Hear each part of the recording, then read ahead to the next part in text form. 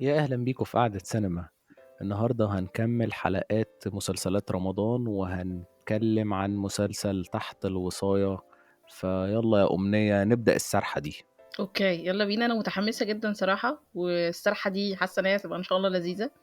آه يعني ممكن نبدل شويه واسالك انا المره ديت عن انطباعك، او يعني ان جنرال كده انت شايف المسلسل ازاي؟ حلو السؤال. أنا حبيت المسلسل وعجبني فيه زي ما كنا بنتكلم قبل كده إن هو بيطرح قضية مهمة وبيناقش وضع مجتمعي صعب، بس اهتم بالقصة في المقام الأول. يعني لو جبنا أي حد مش مصري أو حتى مش عربي، وأعتقد إن إحنا كده ممكن نقول له اتفرج على أول حلقة أو اتنين، ممكن يندمج ويكمل بقية المسلسل ويتعاطف مع الشخصيات وكل حاجة، يعني بعيدا عن أي قضايا أو أي أهداف. يعني ده رأيي فيه. انت ايه رأيك معاك بقى؟ جدا.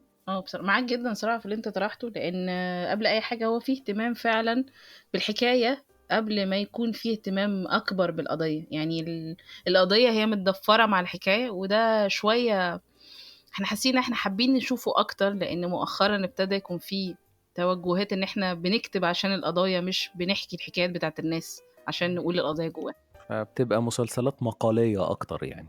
قوي بشكل كبير، خاصة هنا كمان اظن، وده شيء ملحوظ جدا والناس كلها اشادت بيه، هو الجانب الفيجوال، الجانب البصري كان فعلا رائع. فيه ممتاز جدا جدا. ويعني عودة حميدة لمحمد شاكر خضير حقيقي، يعني كل التيم كمان. حقيقي يعني اعتقد ان شاكر خضير يعني رجع بشكل كويس قوي، خاصة ان انا ما حبيتش فيلمه مع حلمي الاخير، يعني حسيته مم. تجربة مش موفقة.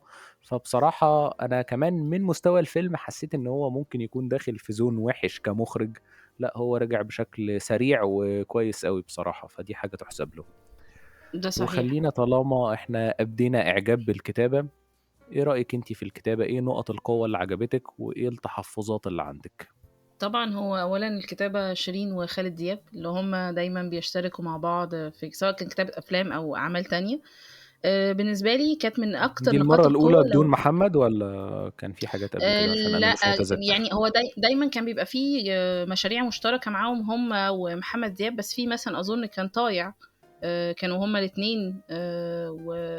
بس لا، أميرة، الفيلم أميرة كانوا هما برضو مع محمد دياب. بس اللي أقصده إن هما هنا يعتبروا بجد بيشكلوا فريق كتابة قوي، لأنهم بيستندوا قبل أي حاجة على حكايات الشخصيات نفسها. فبالتالي احنا هما بنشوف شخصيات الوادز مرسومة بيكتبوا حلو عامة. قوي. ده صحيح، بيكتبوا بالذات الكاركترات نفسها بيكتبوها بشكل في قوة، وفي تفاصيل. احنا شايفين تفاصيل، شايفين حكاية مش مجرد حكاية من بره، لا، حكاية بتتحكي من جوه الشخصيات، من جوه العالم بتاعها. وإن كان لو هنتكلم عن حاجات مثلا شوية ممكن ما كانتش أفضل حاجة، هي إن احنا كأننا في بعض اللحظات، رغم إن احنا راسمين الشخصيات حلوة قوي، بس ممكن احنا اللي بنحدد لهم توجهات المصير بتاعهم شوية. او بمعنى تاني، احنا اللي بنخلق المعضلات واحنا اللي بنحل الازمات حسب ما احنا عايزين. طيب احنا ممكن نقول ان انا وامنية اتكلمنا اكيد مم. قبل التسجيل شوية وناقشنا حاجات، فعلشان ما يكونش الكلام مبهم، مبهم. احنا حسينا ان المسلسل اوريدي مأساة كبيرة، مش محتاج ان احنا نزودها. يعني فكرة ان في اطفال ما عندهمش مورد رزق كافي او مش عارفين يتحصلوا على ورثهم ورزقهم وفلوسهم، دي حاجة مأساوية. ففي بعض اللحظات حسينا ان في معضلات اتخلقت واتفكت بشكل ممكن يكون فيه تسرع. وهنا مثلا ممكن نقول اللحظة اللي ضرب فيها حمدي بالسكينة مثلا، اللي هو كان بيلعب دور خالد كمال، فاحنا كان عندنا يمكن بنتكلم في النقطة دي كان في تحفظ شوية. يعني حصلت امتى واتفكت امتى العقدة؟ مش عارف بالظبط، يعني تتفق هو معايا ولا لا في الكلام. معاك. وفي حاجة كمان، نقطة أتصور إن هي كمان من قبل موضوع حمدي، أو من قبل اللحظة دي والانفجار اللي حصل ده، اللي هو كان مسبب برضو عشان حاجة. بس كان مثلا الشخصية نفسها بتاعت ليلى أو حنان، هي المفروض ما كانش متوضح قوي خلفيتها ان هي تقدر يبقى عندها الخبرة الكبيرة ديت لقيادة سفينة بالشكل ده، يعني ان ده هي تبقى كان مسؤولة عن تحفظ مركب. عندي من الدقيقة الأولى في ده مشاهدة صحيح. المسلسل، يعني لأن واتصور حسيت إن الحكاية مش هي، سهلة.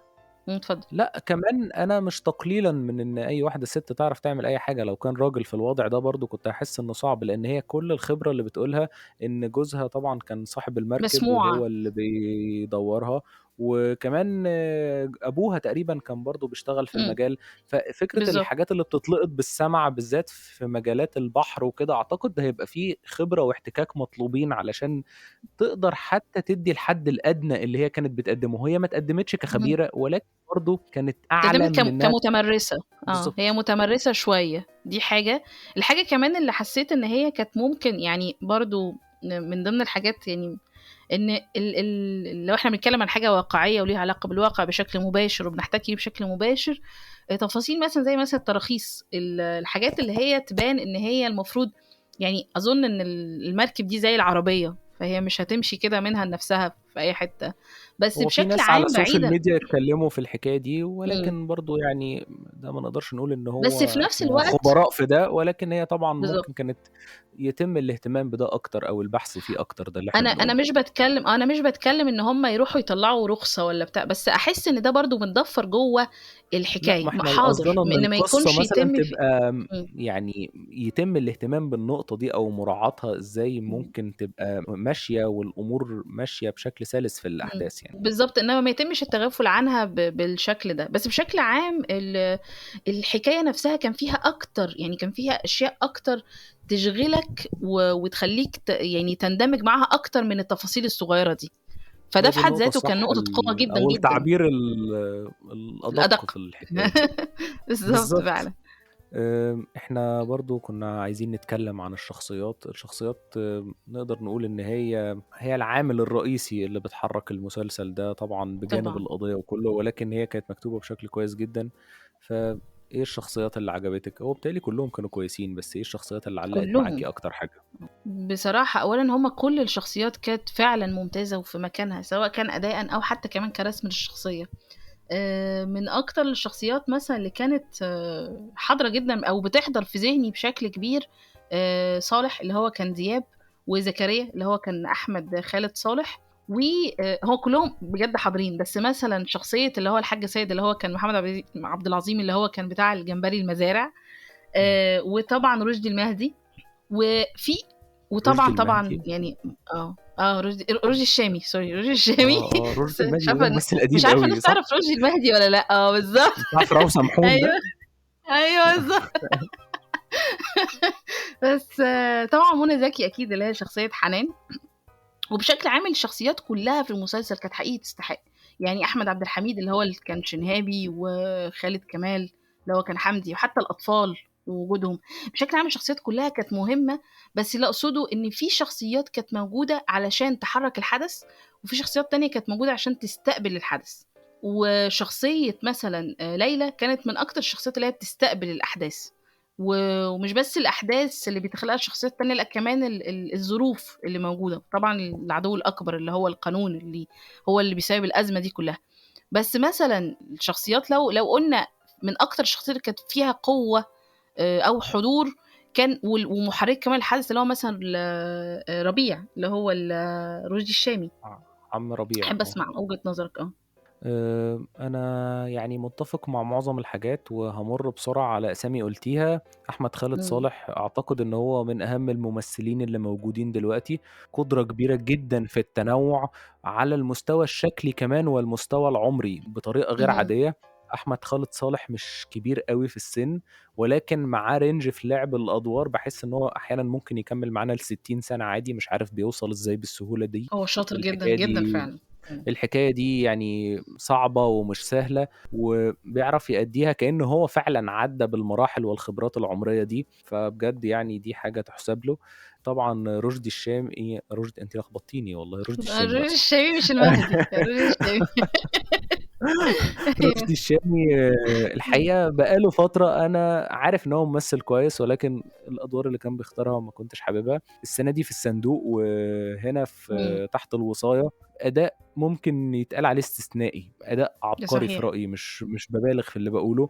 أداء عمرو ربيع كان حلو جدًا. شخصية ممكن ما تخطفش العين للحظات في الأول، لإن هو مش villain. اهم، يعني مثلًا شخصية محمد عبد العظيم اللي هو بتاع الجمبري المزارع ده، خلاص لفت نظرِك لإن هو العدو بتاع البطلة في اللحظة دي، لكن بالضبط، هو الراجل ده كان حاضر. ممكن يمُر مرور الكرام بأداء كلاسيكي، لأ أدّى أداء حلو جدًا، حتى مشهد الوفاة كان مكتوب حلو أوي، إمم، وكان الكلام اللي بيتقال حلو صحيح. يعني، الحوار اللي يعني يتعمل بشكل حلو ومش مُبالغ فيه. الحوار أصلًا بشكل عام يعني لو جينا نطّينا شوية ونرجع تاني، الحوار بشكل عام كان من أكتر العناصر القوية في العمل. وما نتكلم كانش عن دياب لإنه متكلّف وده يستحق شيء يُحسب لهم. خالص. دياب أنا عايز أقول حاجة يا جماعة، إحنا دايمًا في مصر سؤال بيتطرح دايمًا، مين أحسن مغني أو ممثل. مطرب لأ بيمثّل في مطرب مصر، بيمثل. إمم. يعني أعتقد إن الإجابة دي محسومة مع احترامي لجميع النجوم اللي بيعملوا أفلام بيتصدّروا بطولتها، أعتقد دياب هو أحسن واحد بيغني وبيمثّل في مصر، صوت حلو دياب جدًا، عنده باحب صوته حاجة أوي، بصراحة. دياب عنده حاجة لو وأداء تسمح لي إن أنا عظيم. بالضبط، لو اتفضّلي. تسمح لي إن أنا أتكلم. دياب ممثل يعني هو مش مسألة إن هو بس بيعرف يجيب الشخصية، هو عنده قدرة إن هو يقدر يعبّر بشكل صامت، وده شيء حتى ممكن يكون بيفتقده ممثلين بقى لهم سنين بيمثلوا.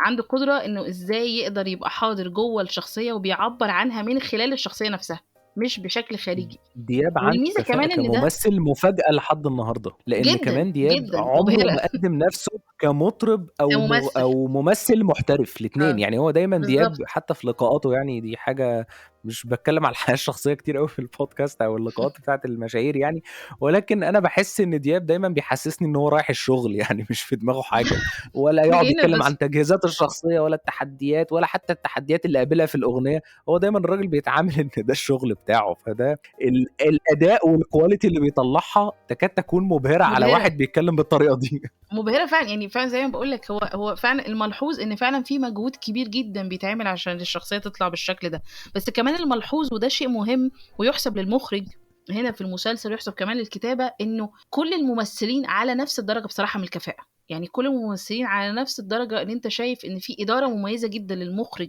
قادرة إن هي تخلّي كل شخصية توصل لأقصى مرحلة ممكن تقدّم فيها أفضل ده أداء. حقيقي. بصراحة، حقيقي وكمان فعلًا. عدّى عيوب عند ممثلين كتير، أنا حابب أضرب إمم. مثل يا للعبة ريت.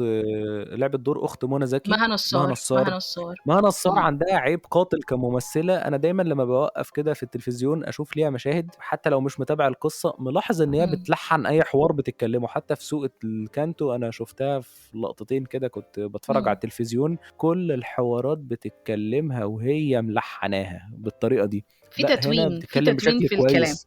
إمم. بالضبط، لأ في هنا تتوين في بتقدّم الكلام. يعني أداء فيه قدر كبير جدًا من الرصانة والفهم للشخصية، فالواضح إن هو باذل معاهم مجهود كبير أوي يعني.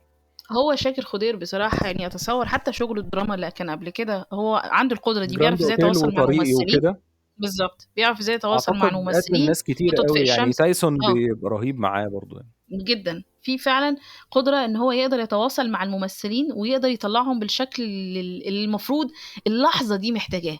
وده بصراحة حتّة لو تسمح لي لو هنتكلّم عن أكيد. مثلًا أداء منى زكي. أداء منى زكي صحيح هو كان في أفضل حالاته حقيقي في المسلسل ده، لكن برضه في نفس الوقت أنا كنت طول الوقت حاسة إن وكأنها هي بتشعر بالشخصية أكتر ما هي بتمثل الشخصية. يعني هي منفعلة بالشخصية أكتر ما بتعبّر عن الشخصية نفسها. في حالة كده من حالات التعاطف واللي بيتحول طبعًا للبكائية الشديدة، وأنا متفهمة جدًا إن يعني الشخصية إحنا مش بتعاني هنخبّي عليكم معاناة يا جماعة، إحنا عميقة. كنا بنتناقش آه. في الموضوع ده بشكل طويل ومفصّل قبل التسجيل، أيوه. وأنا يعني قُلت إن أنا بشكل شخصي باحب منى زكي، وعجبني أدائها هنا مثلًا أكتر من لعبة نيوتن، مش علشان أدائها كان قليل، هو هنا في وأظن إحنا تقدُّم ممكن الناس كبير. ترجع تسمع الحلقتين اللي اتكلمنا فيهم، بالضبط. وشاركنا في الجزء التاني صديقنا أسامة عياد يعني shout out ليه. ولكن إحنا هنا أنا حسيت إن الأداء فيه صدق أكتر، ولكن منى زكي فعلًا باحس إن زي يمكن ما أمنية قالت كده، هي أحيانًا بتتعاطف مع الشخصية أو إمم. بتحس بمعاناتها أو قضيتها بشكل كبير أوي، فده يمكن بتحسيه باين في بينعكس. أدائها. بالضبط. ولكن برضه أنا حسيت إن ده في وسط الأحداث والشخصية نفسها يعدّي، لإن المسلسل ما كانش فاضي.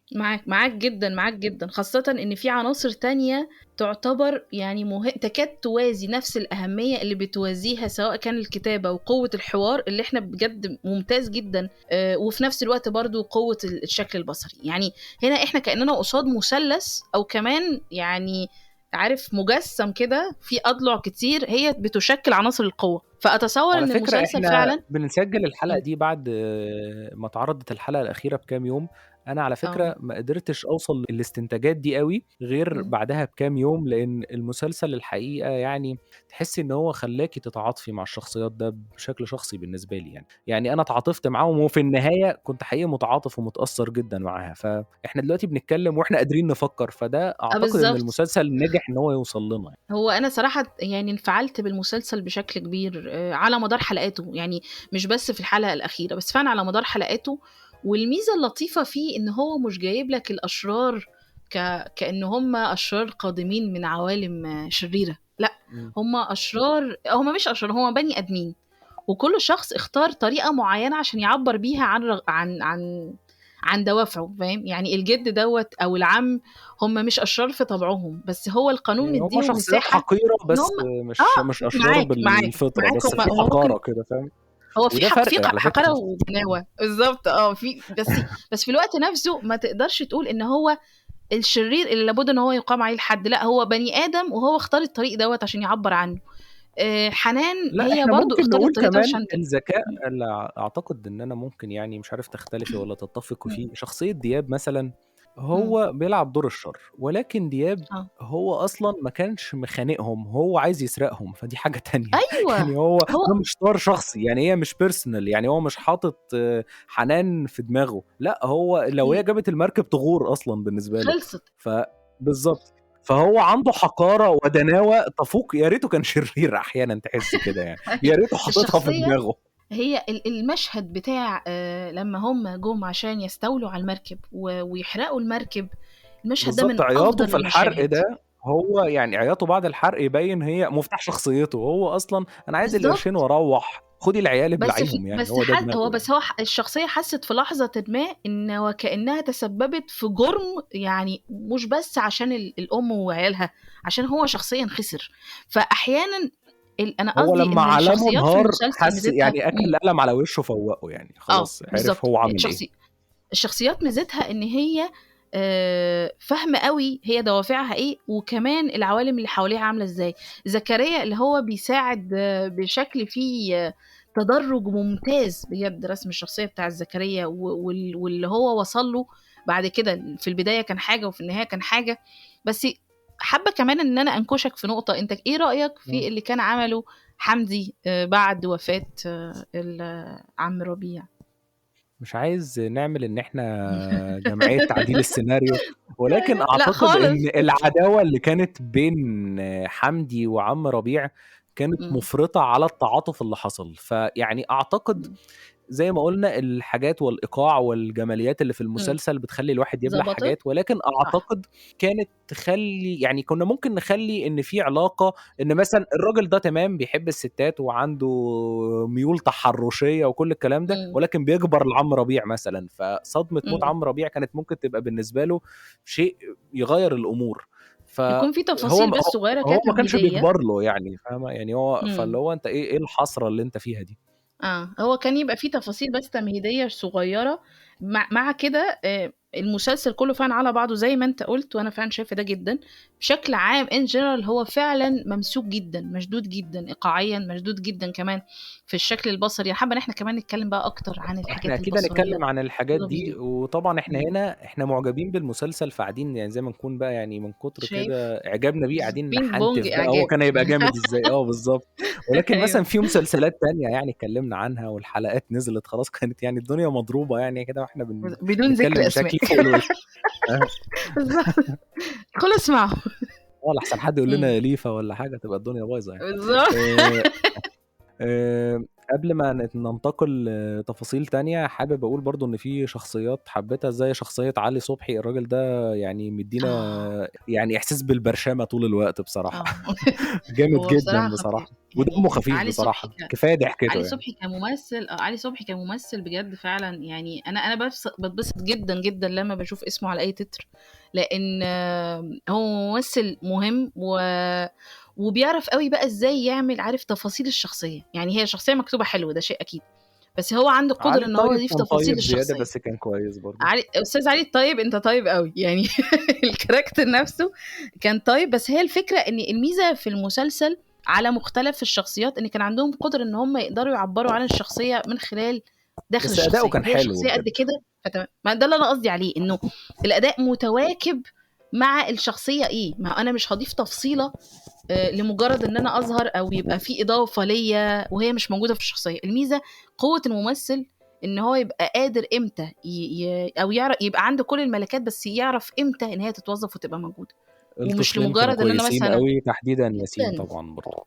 ياسين كان ممتاز. انا كنت شفت عمر شريف في فيلم بره المنهج مع عمرو سلامة، وحابة ان احنا نقول بجد يعني شكرا لعمرو سلامة ان هو عنده قدرة ان هو يتعامل ويكتشف مواهب لأطفال في افلامه، هو سواء بيعرف مثلا كان يكتشف احمد اطفال داش. كويس قوي. بالظبط. وسواء كان عمرو شريف. وكمان البنت قد ايه بجد كانت جميلة، البنتين التوأم دول كانوا كمان جمال، وكان عندهم قدرة ان هم يعني على التعبير حقيقي ممتازة، والتماهي مع اللي حواليهم بشكل حلو. عجبني المينتاليتي كمان بتاعت ثراء جوبيل، ان هي عملت دور صغير كده، اه. وانا كنت لسه بشوفها يعني في الفترة الأخيرة بتعمل ادوار اكبر من دي بكتير، فمينتاليتي كويسة انها ترضى بدور زي هو ده. ميزة بس ميزة حلو. الممثل. ميزة الممثل ان هو يقدر يبقى عارف هو ممكن لما هنا يبقى موجود هو هيضيف ايه او هيعمل ايه او هو هيكسب ايه. مم. طب فشنهابي ده سريعا كان على خطير نوع، برضو جدا. علشان شنهابي كويس قوي، اول مرة لا احبه ما احبه كممثل، اه كانت ادواره اللي قبل كده ما حقيقي، لا بحبهاش. فعلا بجد ممتاز. ونهى طبعا، نهى فعلا اثبتت ان هي ممثلة شاطرة جدا من اكتر من عمل، بس السنة دي كانت في اعتقد طلة بالنسبة في لي ممثل الانطلاقة في قادر ان هو. ونوس يعني، ونوس طبعا. انطلاقة وبعد الجمدان. كده ده صحيح، وهي فعلا حقيقي شاطرة، وفي مخرج ممتاز. فبجد شابوك جدا وميرسي جدا يعني. ننتقل طيب بقى على إلى ذكر عناصر المخرج أخرى. الممتاز، فهنشوف مهم. العناصر اللي اعتمد عليها. هنتكلم مثلا التصوير بتاع بشوي روزفلت، بشوي روزفلت. يعني أعتقد ده أحسن تصوير في رمضان يعني. مش لاقي ده حاجة. صحيح، ده كان صحيح. فيها تحديات كبيرة، مشاهد البحر آه. صعبة قوي قوي قوي. احنا قدر يقدمها قصاد بشكل حلو. لوكيشن. بالظبط، احنا قصاد لوكيشن مبهر، وقد يكون احيانا مريب لاي حد ممكن يكون بيصور يعني. حتى لو هو عنده قدره على التصوير، او حتى لو هو مثلا كان بيصور من مده طويله او متمكن او كده، المكان نفسه بيستدعي انه اولا في استعدادات كتير جدا. التصوير نفسه ما بيكونش سهل خالص. اختيار الزوايا واللوكيشن والكادرات والكلام ده كله، يعني انا متاكده ان ده كان عليه شغل كتير جدا عشان يطلع بالشكل ده. يعني والميزه كمان التعاون ان بينه وبين التصوير. محمد شاكر خضير كان كويس قوي بالتاكيد. بصراحة، يعني الواضح بالتاكيد. ان بصماتهم الاتنين كانت قوية قوي. بالتاكيد. وكمان اللي عارف فيه اضافه كده معينه، انه انت احيانا عشان تطلع الصوره بالشكل ده انت هتحتاج مش مجرد شغل، انت هتحتاج كمان رؤيه. فالميزه كمان ان المشاهد كانت حقيقي معبره، وكله كان مربوط ببعضه. انت مش حاسس ان في لاج او الدنيا بايظه مثلا في جزء وظابطه في جزء تاني. كل المشاهد بيتم التعاون معاها بنفس الجديه، سواء كانت اللي في البحر او اللي كانت يعني الموجوده في المحيط العادي. وده طبعا هيقودنا للمونتاج. كنت لسه عايز اتكلم في يعني كده، لان اه بصراحة على قد ما السسبنس اللي اتعمل ده المونتاج كان ليه بصمة فيه، بس طبعا كان مستلم صحيح. فوتج رائع يعني. ولكن مم. المونتاج فعلا قدر يخلق ايقاع حلو، بالذات في المشاهد اللي بيبقى فيها شد عصبي. كان بيلعب دور مم. مهم جدا، زي المشاهد اللي كان سافر فيها ياسين في القطر، وكمان مم. اللحظة اللي كانت هتعدي بيها بالمركب وزنقوا اه المراكب على صالح. التصوير صحيح. والمونتاج كان فيها عبقري، كان فيها مش بطولة ببالغ. لأنه صحيح. هنا ميزة المسلسل إن أنت بس مش بتتفرج على قصة. أنت مش بتتفرج على حكاية بتتحكي. أنت كمان بتتفرج على عمل فني. أنت شايف عمل فني، وده ميزة العمل، إن هو قادر يفهم إن هو بيقدم عمل فني، مش بيقدم قصة وخلاص. أحمد حافظ من أكتر العناصر الناجحة جدا والأسباب نجاح العمل فعلا، خاصة في المشاهد اللي تعتبر يعني عارف هي تعتبر بتقول المحك بقى. هو احنا اسم هنا مهم بنشوف في كل محك الأعمال الحكاية. اللي بيشارك فيها. بالتأكيد صحيح فعلا يعني. وبشكل عام هو حقيقي الجانب البصري كان ممتاز. ولو حابين ان احنا كمان نتكلم عن شريط أكيد الصوت هنتكلم على و... الموسيقى، بس على فكرة مم. اللقطة دي أنا كنت وشريط حابب أشيد الصوت، لا فيها كمان شريط الصوت بأداء كان حلو قوي. علي مم. صبحي. اللقطة اللي علي اتكلمنا فيها صبحي. الباي باي اللي اه عملها دي كانت بصراحة عبقرية. تعريف الانتصار. صحيح. صحيح فعلا، حقيقي فعلا. بس كمان شريط الصوت، مش بس المزيكا، شريط الصوت اللي مستخدم في الفيلم من اكتر الحاجات الكويسة، والديكور كمان طبعا في من تحديات اكتر كبيرة. الحاجات البصرية. في تحديات فعلا حقيقي، وفي قدرة على التعبير عن الملامح المكان والشخصيات، من غير ما يكون في اللي هو عارف، من غير ما تحس ان ده فيك يعني. سواء كانت ملابس ريمي العدل او محمد عطية في الديكور، يعني تحس ان في كل شخصية عناصر هي كمان كان فعلا ليها ناجحة. هوية في اللبس طابعها. وكده، فده حلو. بالظبط صحيح، صحيح فعلا. اعتقد ان على ذكر شريط الصوت لازم نقول إمم. ان ليال وطفة عاملة بصراحة موسيقى رائعة جدا. ليال كانت ضيفتي في حلقة في البودكاست هنا، كانت رقم 53، فلو حد حابب يعرف اكتر عن ليال ممكن يرجع يسمع الحلقة. والمزيكا اللي عملتها هنا كانت حلوة جدا ومختلفة عن معظم الشغل اللي في السوق واللي في اعمالها برضه. أنا من أول ما كنت يعني أول حلقة جيت شُفتها في المسلسل، وأنا باحب في أول حلقات أسمع التترات عشان أبُص كده، انا بعمل ففعلًا أول كده حلقة كل أنا حلقة، كل اول حلقة يعني بسمع مرة وخلاص. أيوه كل بس أول حلقة، التتر ده حلو بالضبط قوي. دي الفكرة. بس عايزة أقول لك إن التتر ده فعلًا أنا سمعته أكتر من مرّة، في أكتر من حلقة، يعني ده في حد ذاته بصراحة أنا شيء عجبني جدًا، جدًا، جدًا، جدًا، لإنه أولًا هو فيه من التعبير عن الحكاية والجو العام، وفي نفس الوقت هو متماشي أوي مع كل اللحظات، في جُمل لحنية حقيقي ممتازة.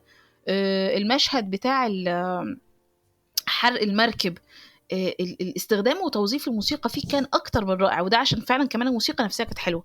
ما ننساش إن ليال كانت عاملة موسيقى المشوار، اللي هي كانت تعتبر من أكتر اه الحاجات كانت الحلوة احسن اللي حاجة كانت في في المسلسل. المسلسل السنة اللي فاتت، هي والتصوير لو سمحت، عشان التصوير كان حلو برضه. واداء بيومي فؤاد، بس حمزة التصوير ناموس تحسيه هرب شويه بعد كام حلقه يعني شويه يعني. يعني بس بشكل عام كان برضه من العناصر الكويسة، بس أقصد إن هنا هي ابتدت تحط بصمتها كحضور في الموسيقى التصويرية في مصر بشكل ممتاز، وبشكل أظن الناس احتفت بيه قوي، يعني الناس اللي متابعة كمان على السوشيال ميديا هتعرف أو هتحس إن هو فعلا تم الاحتفاء بيها بشكل كبير جدا، سواء كان حوارات أو يعني إشادات بالموسيقى.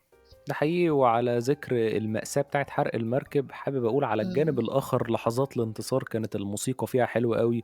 قوي المزيكا بتاعت أول مرة يصطادوا مشهد جمبري السمك ولما عدوا من المراكب اللي اتكلمنا عنها، كانت لحظات الانتصار. مم. المزيكا بتاعتها بتبقى قوية قوي ومحمسة، مم. يعني بتحسس الواحد إن هو مع ومشهد بيع الناس دي السمك وانتصر يعني. جدًا، جدًا، جدًا، سواء كانت التعبير التمثيلي، سواء كان الإخراج، سواء كانت الموسيقى، كل العناصر فعلًا.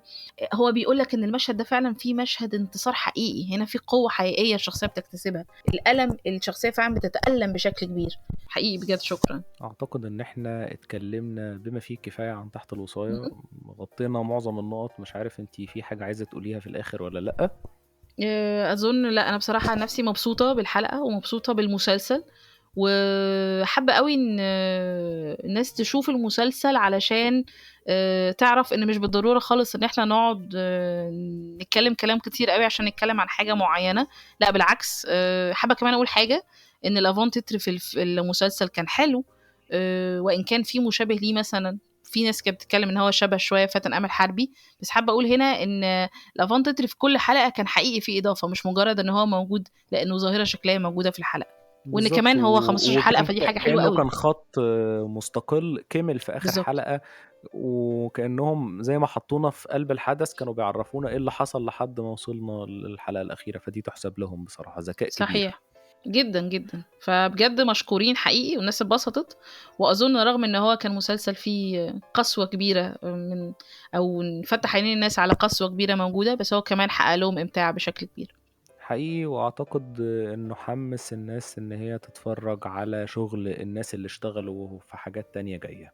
اهم، جدًا، فالح... منتظرين. فالحد هنا خلصت حلقتنا. شكرا يا أمنية، إضافة كبيرة وجميلة كالمعتاد يعني.